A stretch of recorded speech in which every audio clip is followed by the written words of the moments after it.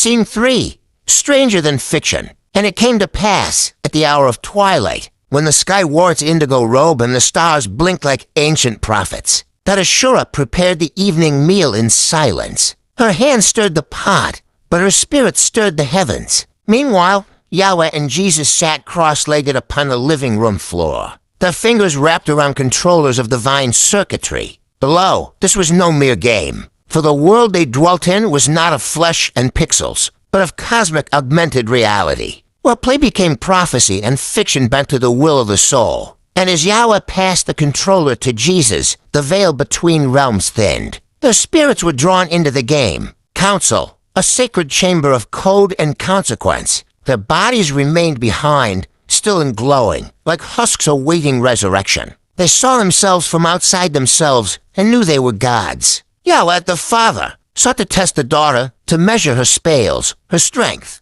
her evolution through eternities of exile and practice. But Jesus had changed. She now bore the armor of mystic runes, trimmed in starlight. Her sword, my word, could be summoned with a whisper. Her skirt bore the Star of David. Her gloves were black with red-tipped fingers, and the beads in her hair shimmered like galaxies unborn. Her eyes glowed with the fire of her lineage. Yahweh, by contrast, was raw and ancient. He wielded the staff of Moses, wrapped in chains that coiled around his torso like serpents of judgment. His horns protruded, subtle yet sovereign. He wore no shirt, only legacy. He was a champion of the old wars, the kind that split dimensions and rewrote time. For the wars of gods are not as the wars of men. There is no death, only scattering. Their essence fractures across realities, blinking in and out of epochs and realms. To battle is to risk regression, exile, or even mortality. And when the tournament of the gods is called, the stakes become eternal. Yahweh chose the battleground Petrosa,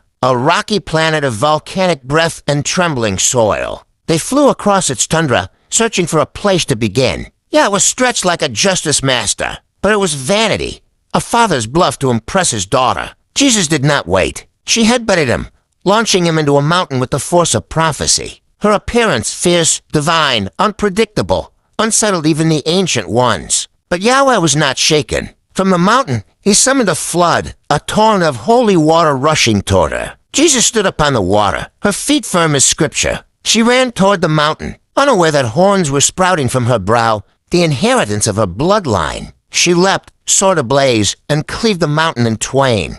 But Yahweh rose from the waters, blocking her strike with the staff of Moses. Its cracks glowed like fire. He kicked her in the chest and cried, "Do not lose focus." She sank into the